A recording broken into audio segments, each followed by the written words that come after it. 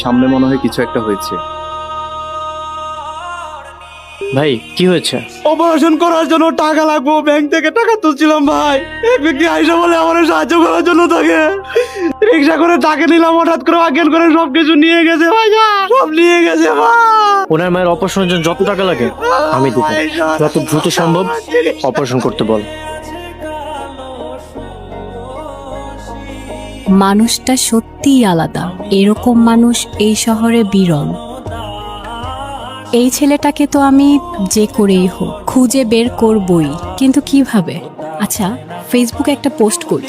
না না, পোস্ট করা যাবে না, পরে আবার সবাই দেখে ফেলবে, হাজারটা প্রশ্ন করবে। কি করা যায়? যে ছেলেটা ছবি পাঠিয়েছিস তাকে তো আমি চিনি, সে আমার কাজিনের ফ্রেন্ড। কি বলছিস?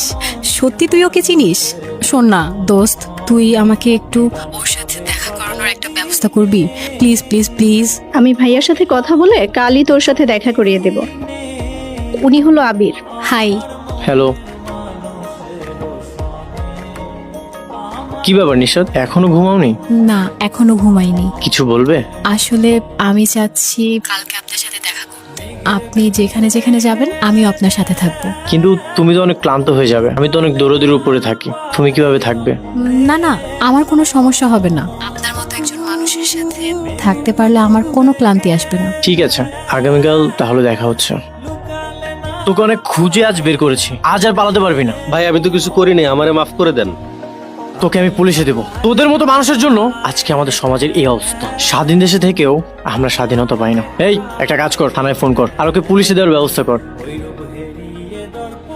এমন ছেলেকে যদি পাশে পাওয়া যেত, জীবনটা সত্যিই অন্যরকম হয়ে যেত।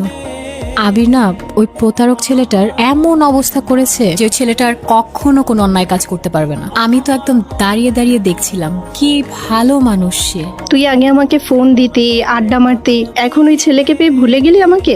আরে ধুর বোকা, ওরকম কিছু না, তুই তো আমার বেস্ট ফ্রেন্ড। কিন্তু জানিস, আবির ছেলেটা না সত্যিই একদম অন্যরকম। হ্যালো। হ্যাঁ নিশাদ, কেমন আছো? হ্যাঁ ভালো আছি, তুমি কেমন আছো? আমিও ভালো আছি। আচ্ছা, কাল একটু সময় হবে? ভাবছি কোথাও যাই। আসলে আমারও না আমার সাথে দেখা করার প্রয়োজন ছিল, তোমার সাথে কিছু কথা ছিল। কি বলতে চাও এখনই বলো। সেটা কাল সামনাসামনিই বলবো। ঠিক আছে। ঠিক আছে, গুড নাইট।